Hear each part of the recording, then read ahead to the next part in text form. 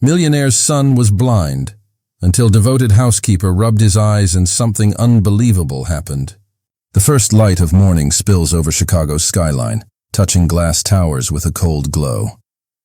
Inside a penthouse at the very top, polished marble floors mirror the city below, a world built on money and power.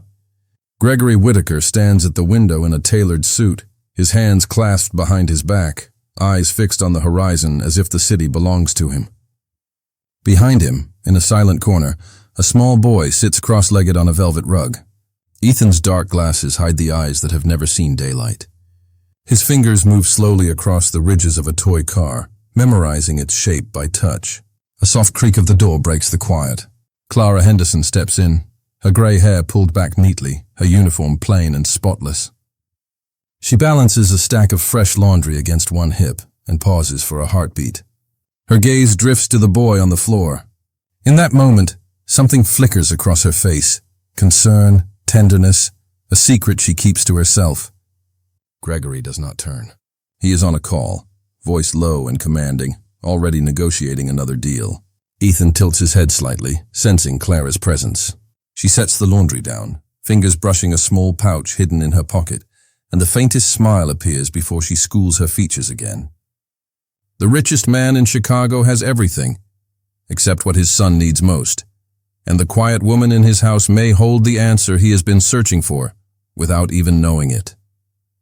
White corridors stretch endlessly under harsh fluorescent lights. Doctors in crisp coats exchange quiet looks as charts pass from one hand to another. Words like degenerative and irreversible echo in the air, but no one dares speak them directly to Gregory Whitaker. He stands at the end of the hallway, tall and immaculately dressed, his phone already in his hand, as though money can cancel bad news. Ethan sits in a wheelchair nearby, small hands gripping the armrests, head tilted toward the sound of footsteps he cannot see. Invoices arrive as fast as diagnoses. Private jets wait on silent tarmacs, engines running, carrying father and son to European clinics that promise miracles for a price. In glossy brochures, smiling doctors describe experimental treatments. In reality, Ethan endures needles and blinding lights, while Gregory negotiates with investors from the hospital lounge. The boy's world becomes a rhythm of antiseptic smells, soft beeping monitors, and his father's fading voice behind closed doors. Every time a new therapy fails, Gregory redoubles his efforts.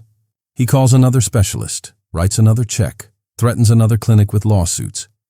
His reputation as a decisive CEO becomes a shield he hides behind, a way to convince himself he is not powerless. In interviews he gives to health magazines, he speaks of breakthroughs and progress, painting Ethan as a success story, even as the child's eyesight remains dark. At home, the penthouse looks like a showroom. Toys line Ethan's room, but they remain in boxes. He prefers to trace the edges of one small wooden car he has had since infancy. The floor-to-ceiling windows are always shut, curtains drawn against the sun he cannot see. Staff move quietly, afraid of saying the wrong thing. Only Clara Henderson walks without fear through those marble halls. Clara's world is far from Gregory's. When her shift ends, she rides 2 buses to a small brick apartment on the south side. The kitchen smells of dried herbs and lemon polish. On a shelf sits a worn leather pouch, its seams darkened with years of use. She opens it carefully each night, fingers brushing jars of crushed leaves and tinctures her grandmother once taught her to mix. The old woman had been a midwife, healer, and storyteller in a rural Mississippi town, guiding babies into the world and nursing the sick when hospitals turned them away. Clara learned more from her grandmother's kitchen than from any textbook. She never thought she would need those skills again. For decades, she cleaned offices and houses, moving invisibly through other people's wealth. Yet when she first met Ethan, his thin shoulders hunched, his hands trembling as he reached for a cup, something in her shifted. She saw not just a blind child, but a soul shrinking under neglect. She remembered her grandmother's words, "Where medicine ends, patience begins." Gregory never notices Clara watching Ethan. He is too busy staging press conferences about the cutting-edge specialists he has hired. He believes in transactions, not transformations. When Ethan refuses to eat, Gregory orders a nutritionist. When Ethan cries at night, Gregory upgrades the therapy dog. He measures love in invoices and results, unable to see that his son's spirit is fraying under the weight of cold procedures. Meanwhile, Clara begins small acts of rebellion. She lingers after her shifts, humming lullabies while folding Ethan's clothes. She slips a sprig of chamomile into his tea, telling him it will calm his stomach. She presses his small fingers to textured fabrics, teaching him to imagine colors through touch. At night in her apartment, she mixes new remedies, whispering prayers over each jar. She does not tell anyone, not even her sister, what she is doing. The risk is too great. If Gregory finds out, she could lose her job or worse. But Ethan's loneliness haunts her. She remembers the first time he reached for her hand without hesitation. A simple gesture, but one that spoke of trust. She recalls the way he tilted his face toward her voice, as though it were a shaft of sunlight. Those moments stay with her on the long bus ride home, stronger than any fear. Gregory's arrogance deepens. He begins giving speeches at charity galas about resilience and innovation, presenting himself as a pioneer father leading a crusade against blindness. Photographers capture images of him guiding Ethan by the shoulder, but in reality they spend little time together. Ethan grows quieter, his world narrowing to the sound of Clara's footsteps in the hall. In the dim light of her kitchen one evening, Clara sets out a new mixture, herbs soaked in warm oil, a remedy her grandmother once used on children with eye infections. She knows it is not a cure in the medical sense. What she offers Ethan is gentler. Relief for inflammation, nourishment for his body, and most of all a sense of being cared for, not experimented upon.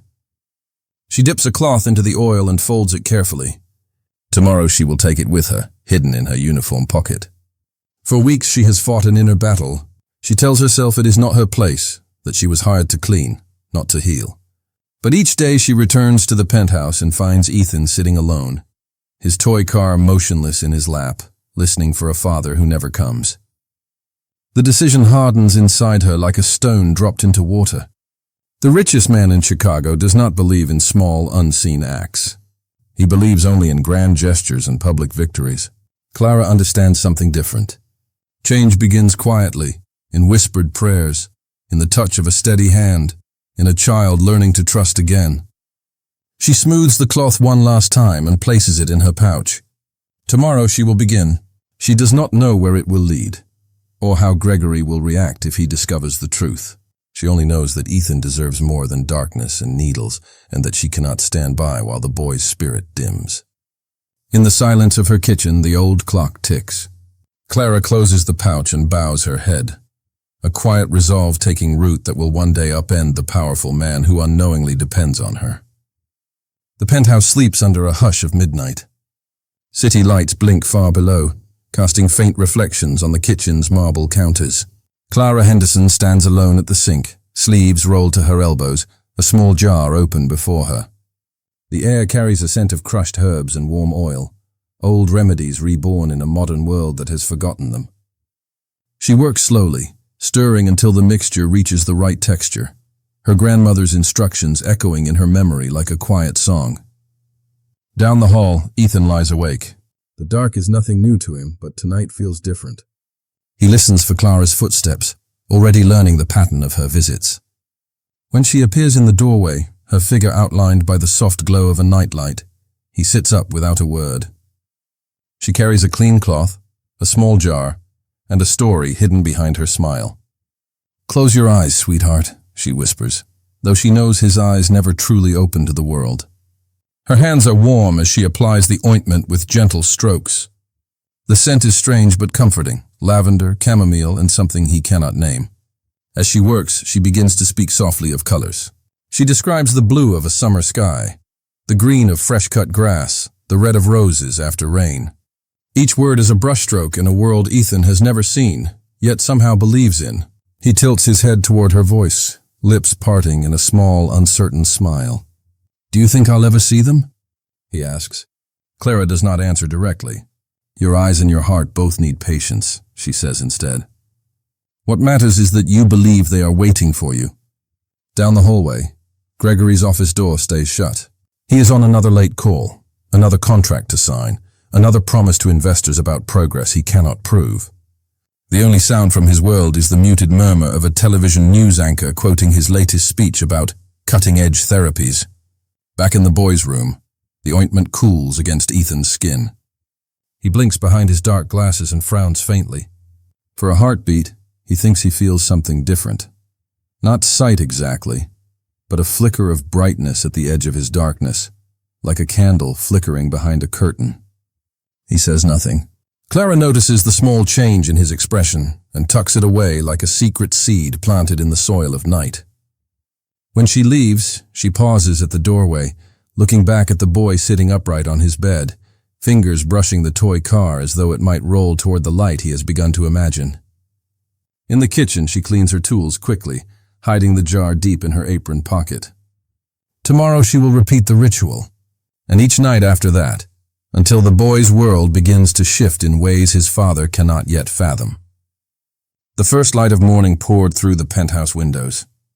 Ethan tilted his head toward the glow, his fingers trembling as he reached for it. For the first time in his young life, he seemed to know where the sun was without being told. Clara guided his hands gently, her voice a steady stream of calm directions. "Feel it on your skin, Ethan. It is warmth. It is life," she murmured. He gave a shy laugh and turned his face to the window, as though the city itself were calling him. Below, Gregory Whitaker stood before a wall of cameras and microphones. Reporters crowded around as he spoke with the smooth confidence of a man who never doubted his own power. "The specialists in Zurich have made a breakthrough," he announced. "My son's progress proves that world-class science can solve even the rarest conditions." Flashbulbs went off, capturing his perfect smile. He never mentioned Clara. He never asked what she had been doing quietly behind closed doors. Clara returned from the press room and watched the news clip on the staff television. She folded her apron tighter around her waist. In the small lined notebook hidden inside the pocket, she had been writing down every ointment she mixed, every prayer she whispered, every tiny response from Ethan's eyes. She recorded it not for praise but for proof, because she sensed a storm coming. Ethan felt the tension but could not name it. He loved his father's booming voice and the way Gregory's arms smelled of expensive cologne.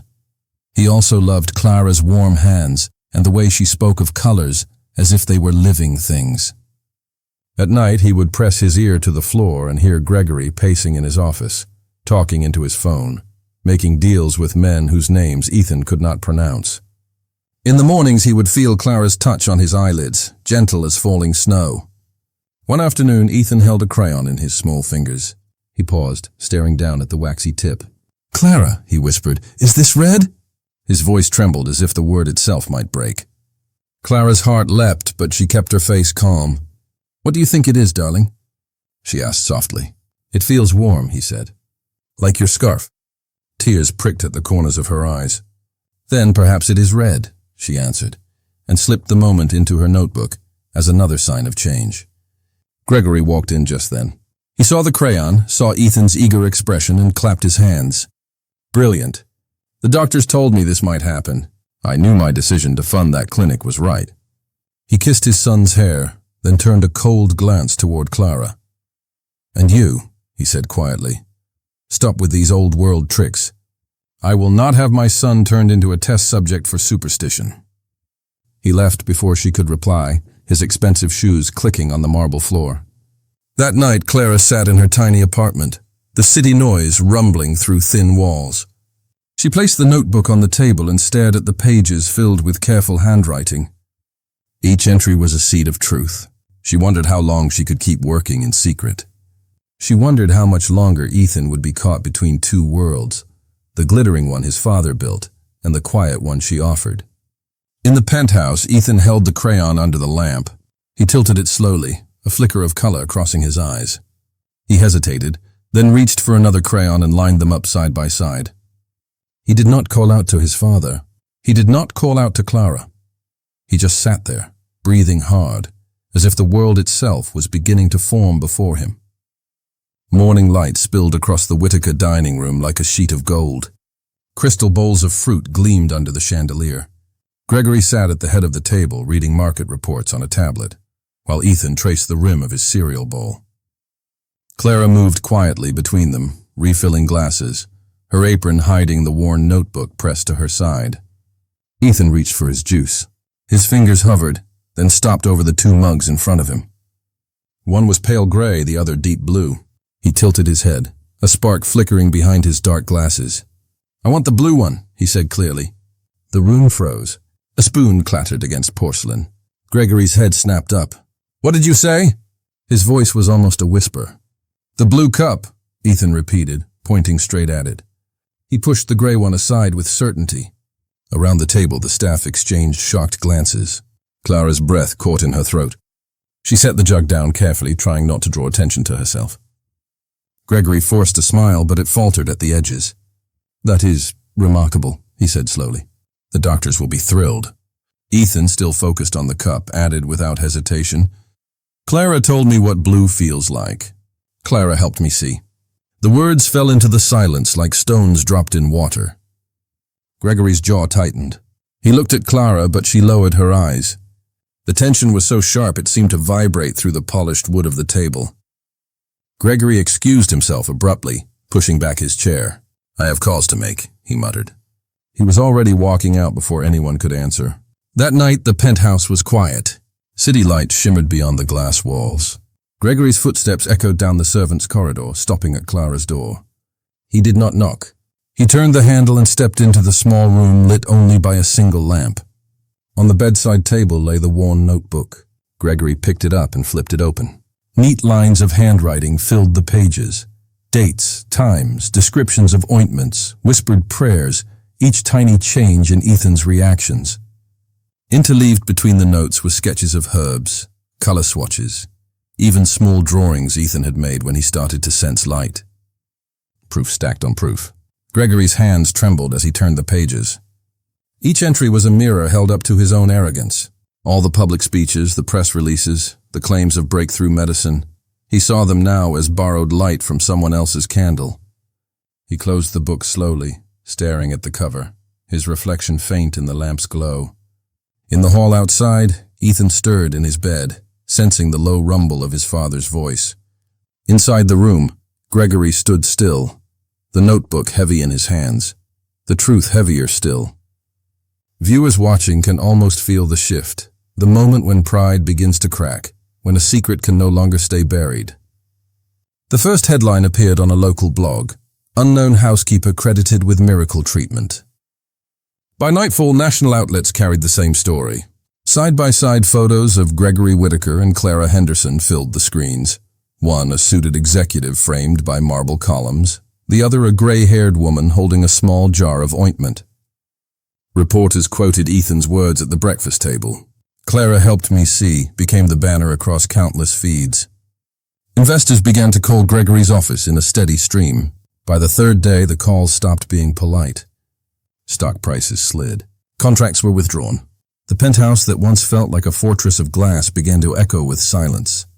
Gregory sat in his corner office after midnight. City lights blurred beyond the window, the notebook lying open in front of him. Every page he had once dismissed now stood as evidence of his own deception.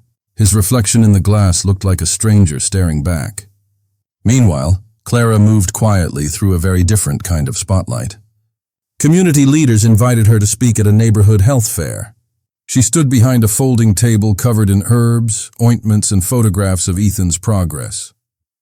Cameras flashed, but her hands remained steady as she spoke about dignity, access, and the wisdom passed down from her grandmother. People listened, not to a marketing pitch, but to a life lived in service. Donations poured in, enough to rent a small storefront and open a free clinic where anyone could walk in for help. Ethan, no longer hidden behind dark glasses, stepped into the park near the clinic one crisp morning. Grass brushed against his sneakers. He walked without a cane, his small hand clutching a crayon instead. He stopped, lifted his face to the sun, and smiled as if the warmth itself had color.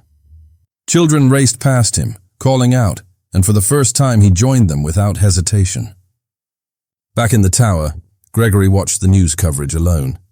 Footage showed Clara cutting a ribbon outside her new clinic, Ethan beside her. No microphones, no prepared speeches. Just a boy seeing his world for the first time and a woman whose quiet persistence had given it back to him. Gregory's phone buzzed with another message from his board. He did not answer. The empire he had built on appearances was dissolving like mist, and there was no press release that could stop it. The images on screen and the silence in Gregory's office create a sharp contrast for the audience. The fall of a man who tried to own a miracle, and the rise of a healer who simply shared one. As Ethan turns his face toward the sky, the story signals transformation. Not just of sight, but of what wealth and power truly mean. 6 months passed, and the small clinic on the corner of Ashland Avenue had become a steady beacon.